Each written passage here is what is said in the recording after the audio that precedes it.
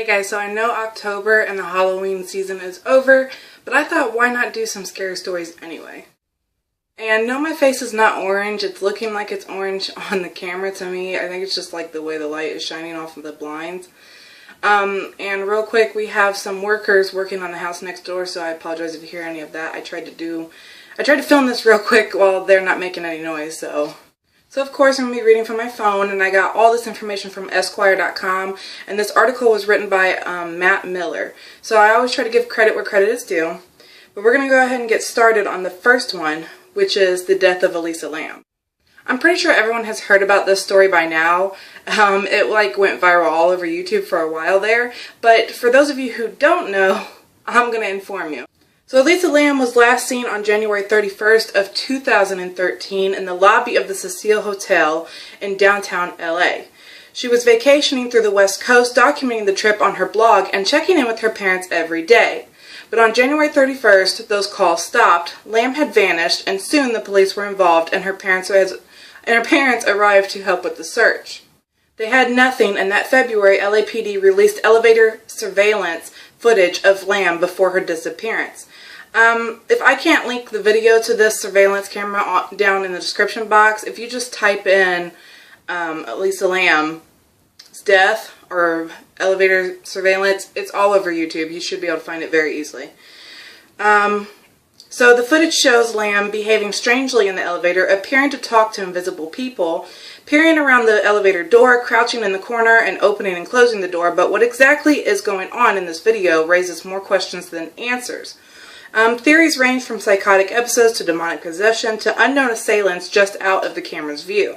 Around that time, hotel guests had started reporting weird things happening with the hotel water supply, and this was reported by CNN. The shower was awful, said Sabina Bao, I think that's how you say your name, who spent 8 days there during the investigation. When you turned the tap on, the water was coming black first for 2 seconds, and then it was going back to normal. The tap water tasted horrible, she said. It had a very funny, sweety, disgusting taste. It's a very strange taste. I can barely describe it. But for a week, they never complained. She said, "We never thought anything of it. We just thought that's just the way it was here." But on the morning of February 19th, a hotel employee climbed to the roof and used a ladder to investigate the hotel's water storage tanks.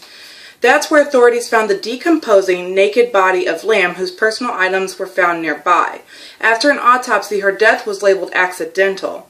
But NBC Los Angeles reported at the time about the strange circumstances in the hotel's past. The tank has a metal latch that can be opened, but authorities said access to the roof is secured with an alarm and a lock. The single-room occupancy hotel has an unusual history. The Night Stalker, Richard Ramirez, who was found guilty of 14 slayings in the 1980s, lived on the 14th floor for several months in 1985. An international serial killer named Jack Unterweger is suspected of murdering 3 prostitutes during the time he lived there in 1991. He killed himself in jail in 1994. In 1962, a female occupant jumped out of one of the hotel's windows, killing herself and the pedestrian on whom she landed. Exorcism in Indianapolis. This was in Gary, Indiana, and I already did a whole video talking about the Amans family and the demon possessions. I will link that video down below in the description box. I'm not going to revisit it because, like I said, I already did a whole video about the story. So if you are interested in that one, go ahead and click on the link below.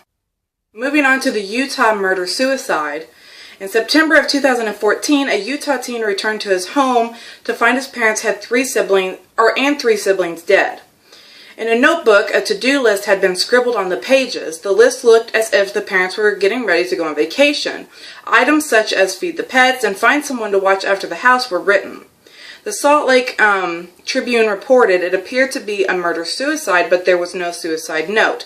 No prior indication that they would do this, and no explanation. Police could not figure out why 2 parents would kill themselves and 3 of their 4 children. For a year, no one knew exactly what had happened to the family or what would drive the parents to do something so unthinkable. But in January, police released more chilling details in the case.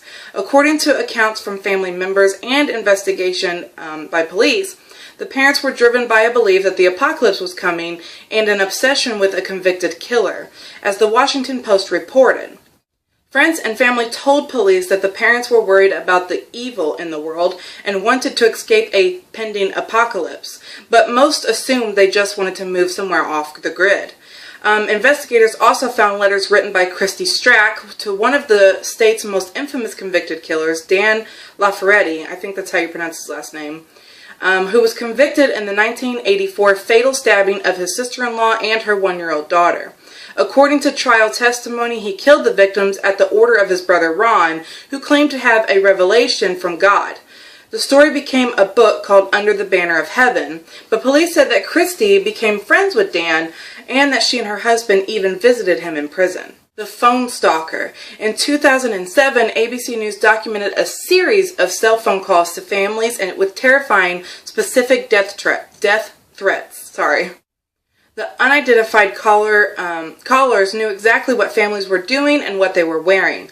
The families say the calls come in all hours of the night, threatening to kill their children, their pets, and grandparents. Voicemails arrive playing recordings of their private conversations, including one with a local police detective. The caller knows the family said, what they were wearing, and what they were doing. And after months of investigating, police seemed powerless to stop him. Or stop them. Multiple callers, sorry. This went on with the family for months, who reported a caller with a scratchy voice threatening to slit their throats. And when the Fircrest, Washington police tried to find the culprit, the calls were traced back to the family's own phones, even when they were turned off. It got worse. The family and 2 other families told ABC News that they believe the callers are using their cell phones to spy on them. They say the hackers know their every move, where they are, what they're doing, what they're wearing. The callers have recorded private conversations, and the families and police, including a meeting with the local, or the families and police said this during a meeting with the local detective. The Watcher. After moving into their $1.3 million dream home, or $1.3 million dream home, a New Jersey family started receiving creepy death threats. Why is that so hard to say for me? From someone who identified themselves as the Watcher. As CBS News reported earlier in the year, since moving in, the owner said that they have received numerous letters from the mysterious person. The Watcher claimed the home has been the subject of my family for decades, and I have been put in charge of watching and waiting for its second coming. The new owners have several children, and other letters asked, have they found out what's in the walls yet? And I am pleased to know your names now, in the name of the young blood you have brought to me. The family was forced to flee their home and later filed a lawsuit against the previous owners. So there you guys go. There are 5 very true, very scary horror stories that were backed up by evidence and news reports. Like I said earlier, click the link in the description box below if you want to see the video where I covered the Amon's possession story here in Gary, Indiana. My dogs keep barking at the workers next door, so I'm going to have to go. Thank you guys so much for watching, and don't forget to subscribe for more content if you haven't already. And when Thanksgiving comes, remember to give your thanks that you're not some of these family members.